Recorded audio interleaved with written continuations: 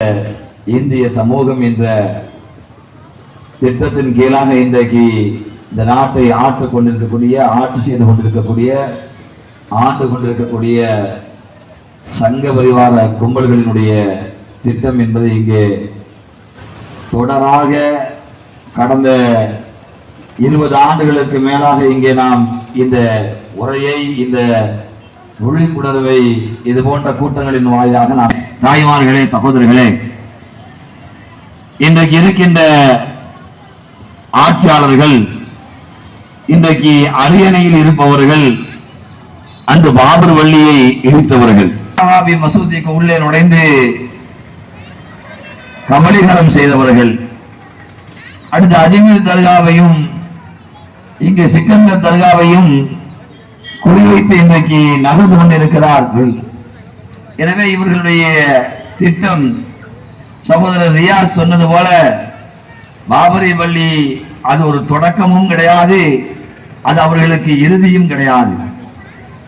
இதன் வரலாறு நீடித்துக் கொண்டே இருக்கும். இந்த வரலாறு நீடிக்கின்ற வரை, இந்த துரோக வரலாறு, இந்த துரோக செயல் இந்த தேசத்தில் நீடிக்கின்ற வரையிலும் எஸ்டிபிஐயின் பயணமும் நீடிக்கும். ஒருபோதும் சளைத்தவர்கள் அல்ல என்பதை உணர்த்தி காட்டதான் இந்த போராட்ட வழிமுறைகள். இன்றைக்கு பாபரி வள்ளியினுடைய போராட்டத்தை நாம் ஏன் கையில் எடுக்க வேண்டும் என்று முஸ்லிம் சமூகம் கேட்கின்றது. நாம் தான் அதற்கான தீர்வுகளை கண்டுவிட்டோமே என்று நினைக்கின்றது. 70 ஆண்டு வரலாறு வழக்கு, பாபரி வள்ளியினுடைய வழக்கு 70 ஆண்டு காலம் நீடித்து கடந்த 2019ஆம் ஆண்டு அது முடித்து வைக்கப்பட்டு விட்டதே என்று சொல்லுகிறது. அதற்காக இந்த போராட்டத்தை தொடர வேண்டிய அவசியம் இல்லையே என்று கேள்வி எழுப்புகிறது. அல்லது போராட்டத்தில் தொய்வு ஏற்பட்டு விரக்திக்கு இந்த சமூகம் ஒரு பக்கத்தில் ஆளாகி இருக்கின்றது.